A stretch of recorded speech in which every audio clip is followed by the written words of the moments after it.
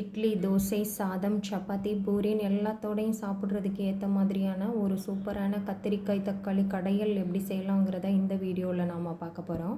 Hi friends, welcome to 90s ஜென்னா channel. என்னோடய சேனலை ஃபஸ்ட் டைம் பார்க்குறவங்க சப்ஸ்கிரைப் பண்ணிவிட்டு பக்கத்தில் இருக்கிற பெல் பட்டன் அழுத்திக்கோங்க. இப்போ ஒரு குக்கர் எடுத்துக்கலாம்.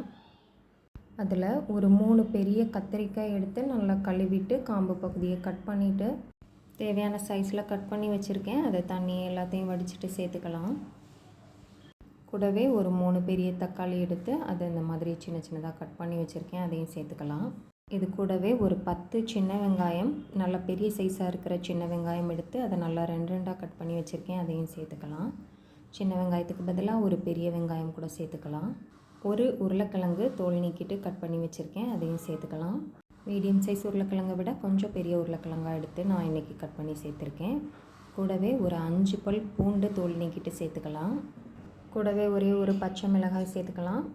இதில் நாம் மிளகாய் தூளும் சேர்க்க போகிறோம், அதனால் உங்களுக்கு பச்சை மிளகாய் காரம் எவ்வளவு தேவைன்னு நினைக்கிறீங்களோ அதுக்கேற்ற மாதிரி சேர்த்துக்கோங்க. இப்போ இதில் ஒரு 1/4 ஸ்பூன் அளவு மஞ்சள் தூள் சேர்த்துக்கலாம். கூடவே ஒரு 1/2 ஸ்பூன் அளவு மிளகாய் தூள் சேர்த்துக்கலாம். மிளகாய் தூளும் காரம் உங்களுக்கு எவ்வளவு தேவையோ அதுக்கேற்ற மாதிரி சேர்த்துக்கோங்க. இப்போ இது கூடவே ஒரு 1/2 ஸ்பூன் அளவு சாம்பார் பொடி சேர்த்துக்கலாம். வீட்டில் அரைச்ச சாம்பார் பொடியாக இருந்தாலும் சரி, கடையில் வாங்கின பொடியாக இருந்தாலும் சரி, 1/2 ஸ்பூன் அளவு சேர்த்துக்கலாம். இப்போ இந்த கடைகளுக்கு தேவையான அளவு உப்பு சேர்த்துக்கலாம். நான் இப்போ 1 ஸ்பூன் அளவு கல் உப்பு சேர்த்துருக்கேன். நீங்கள் செய்கிற கடையில் அளவை பொறுத்து உப்பு சேர்த்துக்கோங்க. சேர்த்துட்டு இதில் தேவையான அளவு தண்ணி சேர்த்துக்கலாம். நான் இப்போ ஒரு 1.5 டம்ளர் அளவு தண்ணி சேர்த்துருக்கேன். நீங்கள் எந்த அளவு கடையில் செய்கிறீங்களோ அதுக்கேற்ற மாதிரி பார்த்து தண்ணி சேர்த்துக்கோங்க. ரொம்ப தண்ணியாக இருந்தாலும் நல்லா இருக்காது, ரொம்ப திக்காகவும் இல்லாமல் மீடியமாக இருக்கிற மாதிரி தண்ணி சேர்த்துக்கோங்க. சேர்த்துட்டு நல்லா எல்லாத்தையும் ஒரு தடவை கலந்து விட்டுடலாம். இதை நல்லா கலந்து விட்டுட்டு குக்கர் மூடி போட்டு ஸ்டவ் ஆன் பண்ணி ஒரு 4 விசில் வச்சு வேக வச்சு எடுத்துக்கலாம். இப்போ 4 விசில் வச்சு நமக்கு எல்லாம் ரெடியாக இருக்குது. இப்போ ப்ரெஷர் ரிலீஸ் ஆனதுக்கப்புறமா குக்கர் ஓப்பன் பண்ணிக்கலாம். இப்போ நாம் சேர்த்துருந்த எல்லா பொருட்களும் நமக்கு நல்லா வெந்திருக்கு. இப்போ இதை அப்படியே கூட ஒரு மத்து வச்சு நல்லா கடைஞ்சி எடுத்துக்கலாம். கொஞ்சம் தண்ணியை ஃபில்டர் பண்ணி வச்சோன்னா நமக்கு கடையிறதுக்கு ஈஸியாக இருக்கும். அதனால் நான் இப்போ இந்த தண்ணியை கொஞ்சம் ஒரு பவுலுக்கு மாற்றிக்க போகிறேன். எல்லா தண்ணியும் வடிகட்டி எடுக்கணும்னு அவசியம் இல்லை. இந்த மாதிரி கரண்டி வச்சு கொஞ்சமாக மட்டும் தண்ணியை இந்த மாதிரி வடித்து வச்சுக்கலாம்.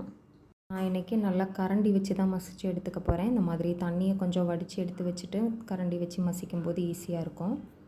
உங்கள்கிட்ட மத்து இருந்ததுன்னா கூட அதை வச்சு நல்லா கடைஞ்சி எடுத்துக்கோங்க.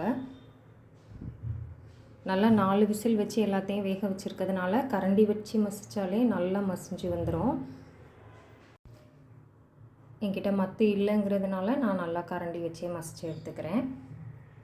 இப்போ பாருங்கள், நல்லா கரண்டி வச்சு இந்த மாதிரி நல்லா மசிச்சு எடுத்தாச்சு. இப்போ நாம் தனியாக வடித்து வச்சுருக்கிற தண்ணியையும் இது கூடவே சேர்த்துடலாம். சேர்த்துட்டு எல்லாத்தையும் கலந்து விட்டுடலாம். நாம் சேர்த்துருந்த தண்ணி அளவுங்கிறது ரொம்பவே கரெக்டாக இருக்குது. ரொம்ப தண்ணியாகவும் இல்லாமல் ரொம்ப திக்காகவும் இல்லாமல் நல்லா தொட்டு சாப்பிட்றதுக்கு கரெக்டான கன்சிஸ்டன்சியில் இருக்குது. இப்போ இந்த கடையலுக்கு ஒரு தாளிப்பு ரெடி பண்ணிடலாம். அதுக்கு ஸ்டவ் ஆன் பண்ணி அடுப்பில் ஒரு பேன் வச்சு அதில் 1 ஸ்பூன் அளவுக்கு எண்ணெய் ஊற்றிக்கலாம். எண்ணெய் சூடானதும் 1/2 ஸ்பூன் அளவு கடுகு சேர்த்துக்கலாம். கூடவே ஒரு 1/4 ஸ்பூன் அளவு உளுந்தம்பருப்பு சேர்த்துக்கலாம். நீங்கள் விருப்பப்பட்டால் இந்த டைமில் ஒரு 1/4 ஸ்பூன் அளவு சீரகம் கூட சேர்த்துக்கலாம். கடுகு நல்லா வெடிக்க ஆரம்பித்ததும் 2 காஞ்ச மிளகாய், 2 கொத்து கருவேப்பிலை சேர்த்துக்கலாம். இப்போ இதை நல்லா கலந்து விட்டுட்டு கொஞ்சமாக பெருங்காயத்தூள் சேர்த்து கலந்துட்டு அடுப்பை ஆஃப் பண்ணிக்கலாம்.